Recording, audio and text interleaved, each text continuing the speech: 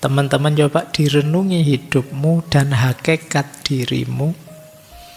Kalian akan merasakan satu kebutuhan yang kuat untuk menyempurna. Bahwa kalian banyak sekali kekurangannya, banyak sekali hal-hal yang lubang dalam dirimu.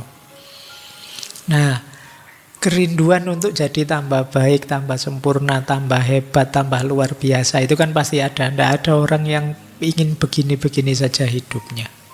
Semua orang ingin lebih baik, lebih baik, lebih baik dalam aspek apapun. Yang normal ya, bukan yang putus asa. Nah, keinginan untuk menyempurna inilah lama-lama akan menyadarkan kita bahwa ada yang lebih hakiki kesempurnaannya. Yang kesanalah saya harus menuju. Bagi yang merenung akan sadar, ini bukan perjalanan yang hakiki. Kenikmatan duniawi ini, ayo kita melakukan perjalanan yang lebih hakiki. Sayangnya kita tidak pernah belajar gimana sih cara perjalanan kembali pada Allah itu. Nah, malam hari ini Syekh Khoja Nassiruddin At-Tusi mengajari kita.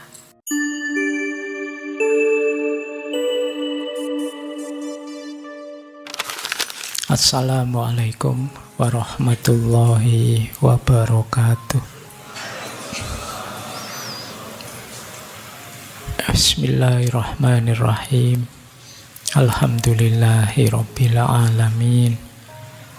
Wa bihi nasta'inu ala umurid dunya waddin. Allahumma sholli wa sallim wa barik ala habibina wa syafi'ina sayyidina wa maulana Muhammadin wa ala alihi wa ashabihi wa man tabi'ahum bi ihsanin ila yaumiddin. Amma ba'du. Bismillah, mari kita lanjutkan lagi ngaji filsafat kita. Baik, bismillah ya, kita mulai. Malam hari ini saya awali perjalanan menuju Allah dalam konsepnya beliau seorang filosof muslim dari Persia, Khoja Nassiruddin At-Tusi. Nama asli beliau Muhammad bin Muhammad bin Al-Hasan. At-Tusi itu tempat kelahiran beliau di Tus, Iran, kalau dulu Persia. Nanti beliau meninggalnya di Baghdad. Baik, bismillah, biar waktunya cukup ya malam hari ini. Kita mengkaji satu kitab yang judulnya Al-Awsaf Al-Ashraf. Ini mungkin kalau diterjemahkan bebas ya, sifat-sifat yang mulia. Nah, itu di bagian awal ada kalimat begini.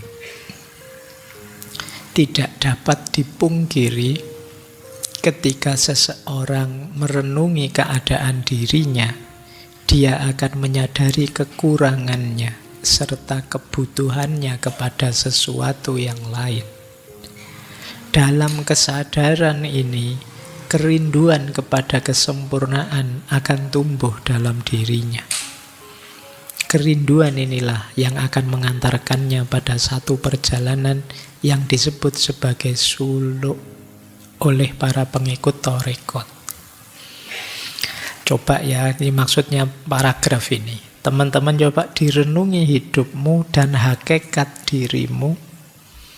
Kalian akan merasakan satu kebutuhan yang kuat untuk menyempurna. Bahwa kalian banyak sekali kekurangannya, banyak sekali hal-hal yang lubang dalam dirimu. Nah, kerinduan untuk jadi tambah baik, tambah sempurna, tambah hebat, tambah luar biasa, itu kan pasti ada. Tidak ada orang yang ingin begini-begini saja hidupnya. Semua orang ingin lebih baik, lebih baik, lebih baik dalam aspek apapun. Yang normal ya, bukan yang putus asa.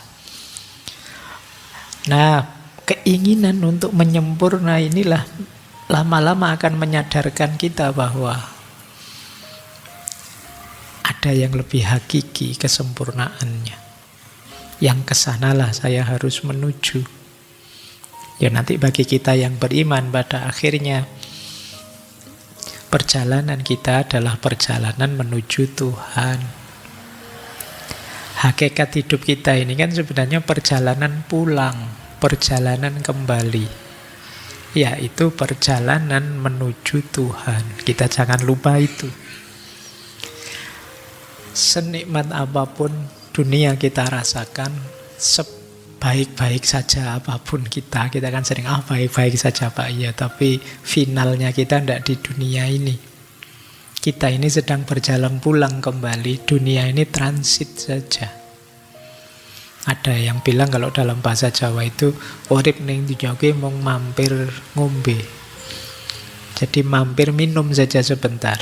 Kayak kalian kalau lari maraton itu kan pinggir-pinggir jalan banyak minuman itu. Kalian berhenti sebentar minum, tapi kan harus lari lagi.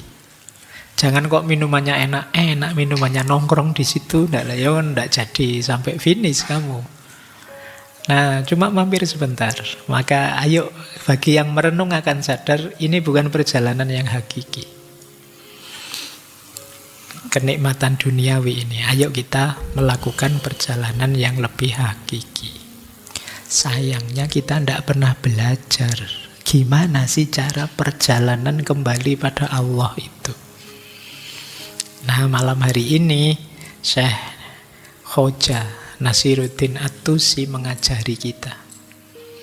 Ini kalau dalam tasawuf mirip makom-makom yang harus kita lewati. Cuma di kitab kecil ini lengkap sekali.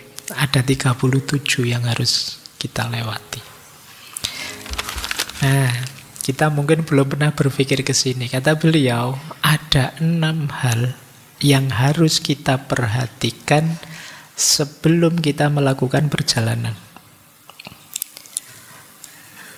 Jadi, secara umum mari kita sadari kita ini sudah melakukan perjalanan kembali. Sayangnya kita belum pernah berpikir apakah perjalanan kita ini sudah on the right track, sudah yang seharusnya. Orang yang melakukan perjalanan itu paling tidak harus memperhatikan 6 hal ini.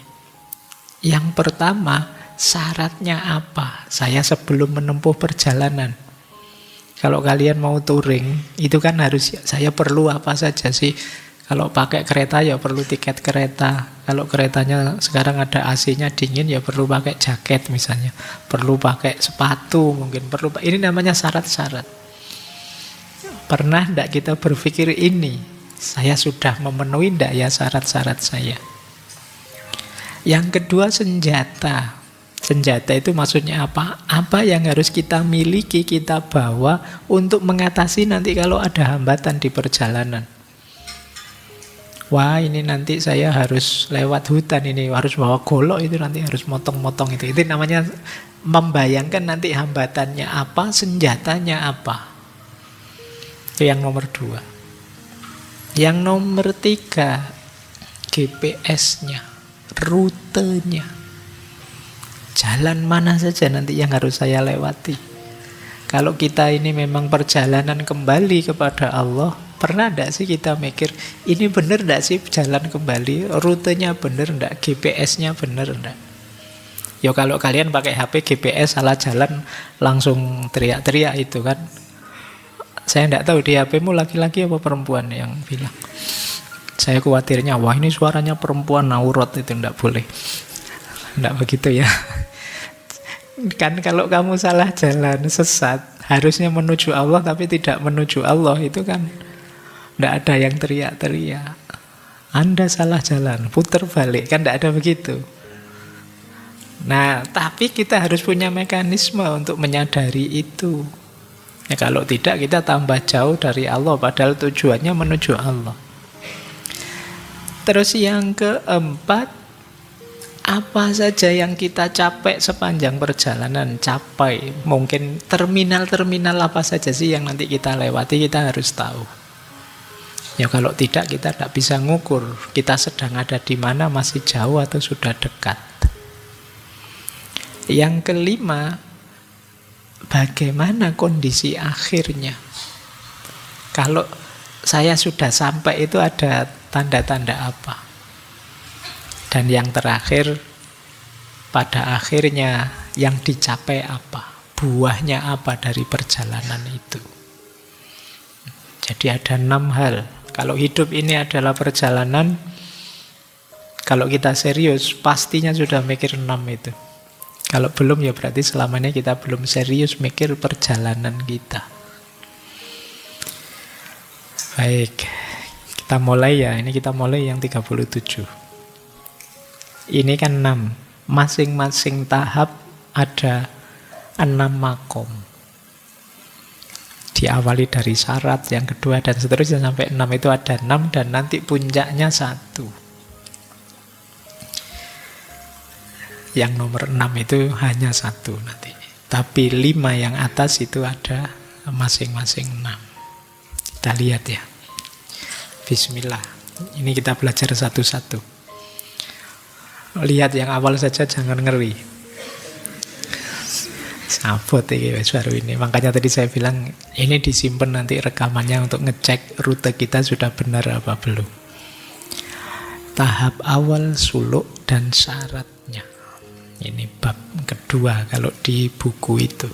Ada 6 yang harus kita miliki. Yang pertama iman. Yang kedua subut atau subat. Yang ketiga niyah. Yang keempat sidq. Yang kelima inabah. Yang keenam ikhlas. Kita jelaskan satu-satu nanti ini 6-6-nya ini ya. Yang pertama iman. Jangan lupa menariknya beliau di setiap makom nanti beliau mengawalinya dengan ayat. Ini jadi kayak tafsir tematik. Semua ayat yang berhubungan dengan suluk beliau masukkan. Nah itu yang saya kasih tanda di pojok kiri bawah itu ayatnya. Yang dijabarkan oleh beliau. Misalnya tentang iman ya beliau mengawali penjabaran dari surat Al-An'am ayat 82. Ayatnya apa kamu cek sendirilah. Kita masuk ke substansinya saja. Iman. Selama ini iman itu kita pahami ya percaya begitu saja. Cuma kata beliau tandanya iman itu ada 3. Tahu, kemudian menyatakannya dan mengamalkannya. Pengetahuan, pernyataan, dan amal.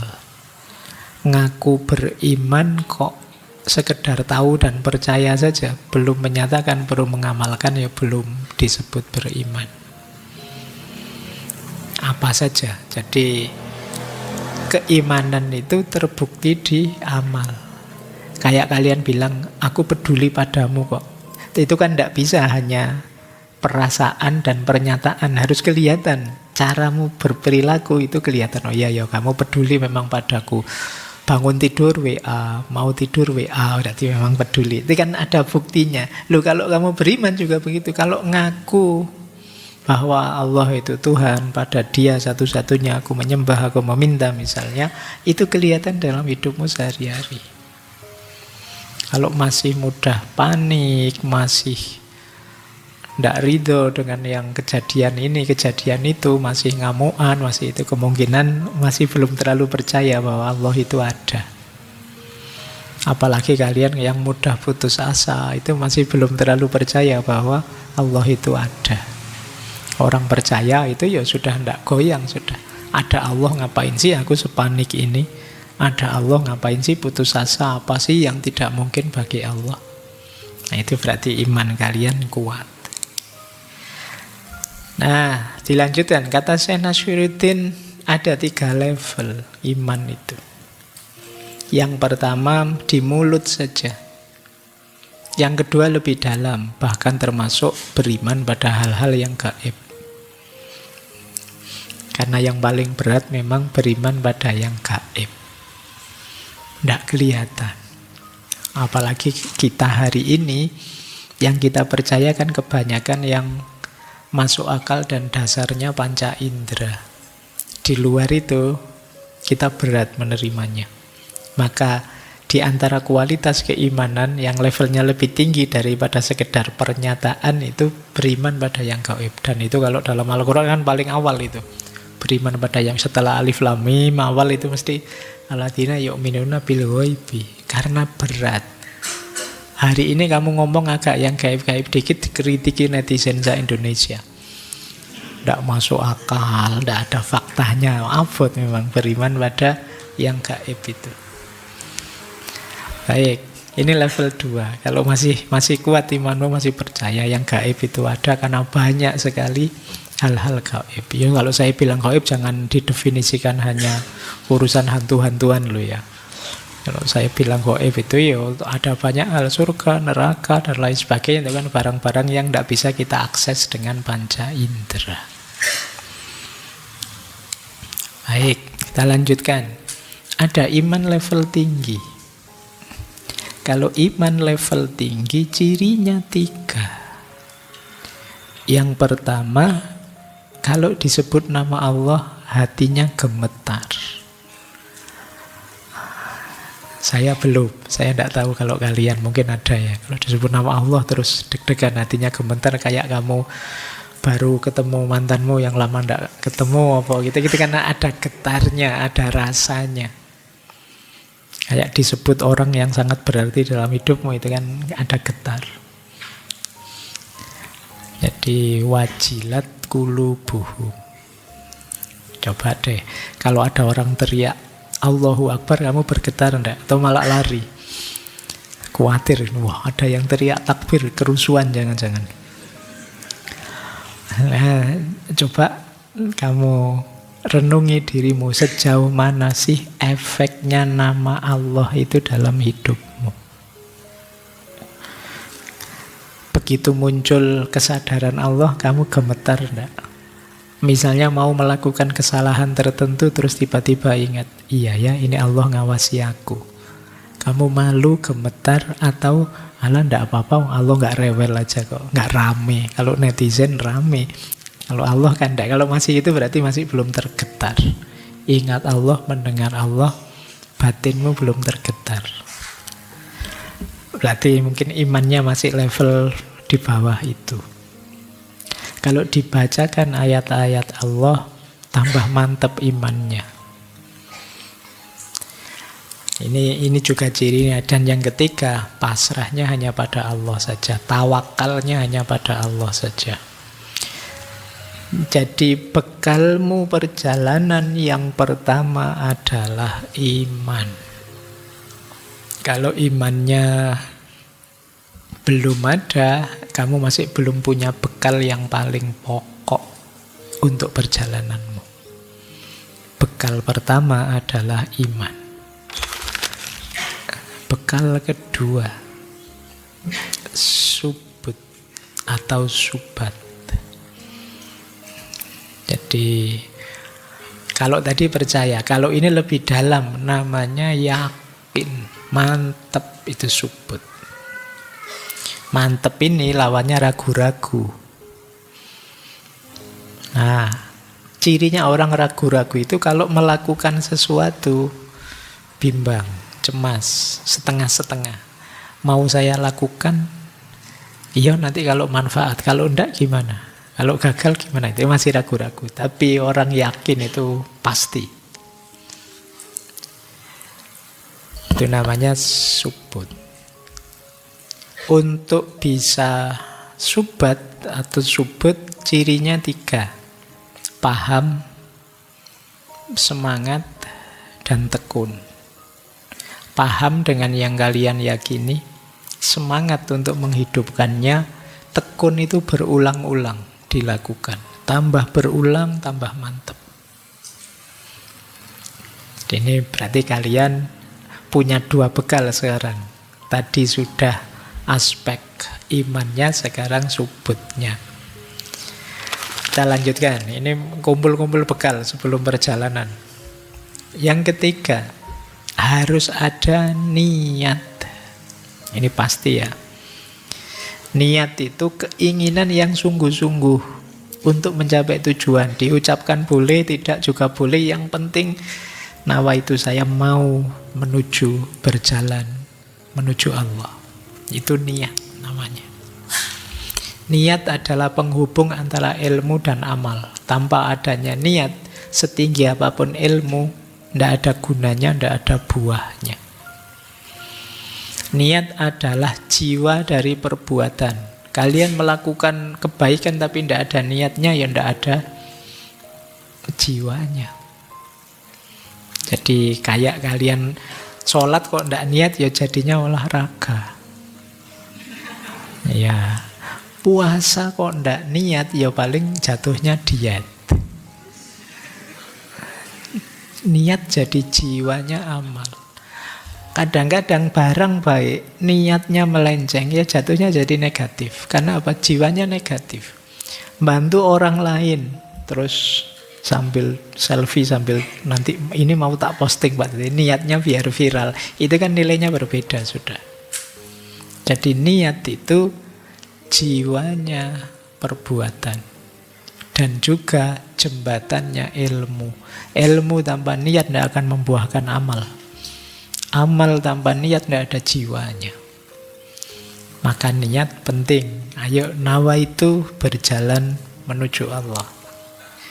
Karena kalau dalam suluk, niat hidup ini yang paling hakiki ya niat untuk tambah dekat dengan Allah. Kenapa sih kok niat lebih dekat dengan Allah? Karena kita ini berjalan menuju Allah. Buktinya bahwa perjalanan kita benar itu tambah dekat dengan Allah. Kalau saya berjalan menuju Surabaya, 1 jam kemudian lebih dekat dengan Surabaya, rute saya benar. Tambah dekat lagi, 3 jam kemudian malah lebih dekat dengan Surabaya, benar. Tapi kok tambah jauh dari Surabaya, ada yang salah. Berarti cirinya inna ilaihi roji'un itu benar, kita tambah dekat rasanya dengan Allah. Oke, bekal ketiga sudah niat. Iman, yakin, niat. Yang keempat, sidik.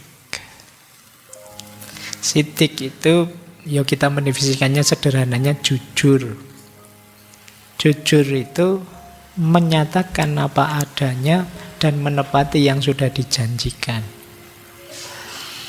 Jadi kata Syekh Nasiruddin, orang sidik itu orangnya namanya sidik. Orang sidik, orang yang terpercaya. Kalau dalam Islam kan kita kenal sahabat Nabi, Sayyidina Abu Bakar, gelarnya As-Siddiq. Jadi orang yang terpercaya karena beliau ini ya sangat jujur dan sangat percaya. Jadi kita harus jadi orang yang bisa dipercaya. Berarti apa? Kita tidak nyeleweng, kita tidak menyimpang. Kalau sudah niat menuju Allah, ya hidup ini isinya adalah perbuatan-perbuatan yang mendekatkan diri kita kepada Allah. Ini yang disebut siddiq. Orang siddiq itu kalau curang misalnya, dia akan merasa sangat tidak nyaman. Orang yang biasa jujur itu kalau bohong ya gelisah dia. Karena dia terbiasa jujur. Tapi kebalikannya, orang yang biasa bohong itu mungkin kalau dia jujur kaget lihat dirinya sendiri. Aku kok bisa jujur ternyata, masih bisa juga. Padahal aku tiap hari curang loh, aku tiap hari bohong loh. Itu jiwa kita begitu. Tergantung cara kita membiasakannya. Maka penting karakter siddiq ini. Bahkan kata Syekh Nasiruddin, orang siddiq itu bahkan mimpi pun tetap siddiq. Dipercaya. Padahal mungkin dia sadar, ini cuma mimpi kok. Itu tetap dia tidak berani macam-macam. Kalian pernah tidak ngimpi terus sadar itu mimpi, pingin sakarepe dhewe. Mumpung ini mimpi tak bebas. Kalau sadar mimpi, pingin suka-suka saya lah. Kalau di dunia nyata tidak berani, ini kan masih mimpi terus. Kalau kalian bisa begitu ya luar biasa. Tapi kata Syekh Nasruddin, bahkan dalam mimpi pun orang sidik itu ya tidak berani bohong, tidak berani curang, tidak berani nyeleweng. Ya karena memang jiwanya terbentuk begitu. Ya karena memang jiwa kita itu ya seperti waktu kita terjaga, ya waktu kita tidur sebenarnya ya juga begitu. Baik, sudah bekal keempat. Bekal kelima, inabah. Inabah itu makna letternya kembali kepada Allah. Jadi punya orientasi kembali kepada Allah, hadir lagi di hadapan Allah. Itu namanya inabah. Ini bekal kita melakukan perjalanan. 3 unsurnya inabah. Yang pertama, menghadirkan hati hanya pada Allah. Jadi hati kita itu arahnya ke Allah terus. Semua ucapan kita dengan kehati-hatian diawasi Allah, semua perbuatan kita juga begitu. Ini namanya inabah. Jadi hidup kita, hati kita, ucapan kita, perbuatan kita dengan kesadaran ilahiyah. Itu inabah, kita kembali lagi pada Allah. Baik, yang kelima inabah. Yang keenam, ini bekal terakhir. Ini yang terakhir agak berat. Ikhlas. Dulu pernah kita bahas satu sesi penuh. Ikhlas secara harafiah itu sebenarnya memisah diri dari yang lain. Di ikhlas itu misalnya ada beras, kok kecampuran kerikil, kecampuran itu dipisahkan antara kerikil dengan berasnya. Itu makna ikhlas secara harafiah, memisahkan. Nah, ya secara maknawi ikhlas itu berarti apa? Membersihkan hati kita, pikiran kita dari semua pengaruh, semua motif selain Allah. Jadi, biarkan yang tersisa Allah saja, semuanya kita sisihkan. Kalau tadi perjalanan menuju Allah itu ada motif lain, biar kaya, biar terhormat, biar terkenal. Bahkan kata Syekh Nasruddin, termasuk ingin nikmat akhirat. Itu termasuk yang memalingkan kita dari Allah. Harus bersih sepenuhnya, selain tinggal Allah saja. Itulah orang ikhlas. Alasan apapun, motif apapun, kepentingan apapun, nomor sekian. Yang disisakan jadi perhatian hanya Allah saja. Itu orang ikhlas.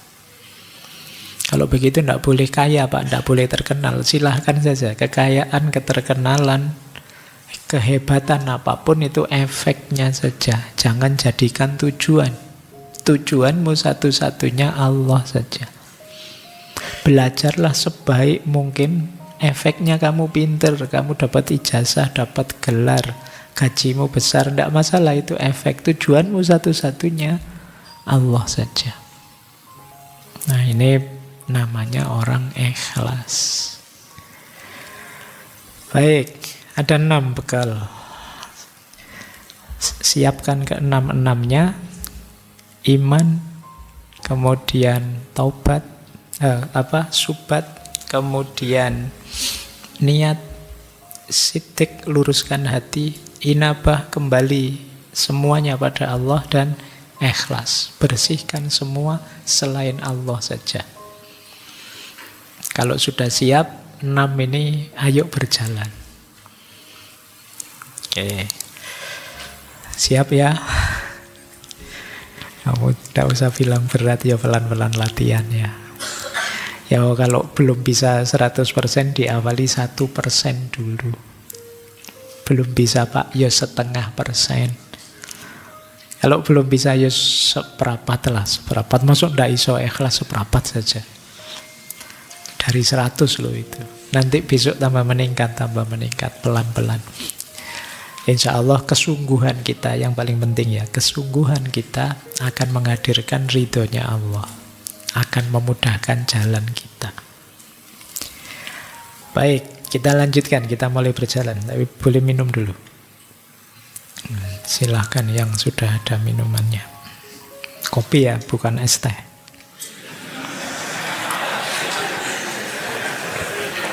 Kenapa? Oh, ketawa.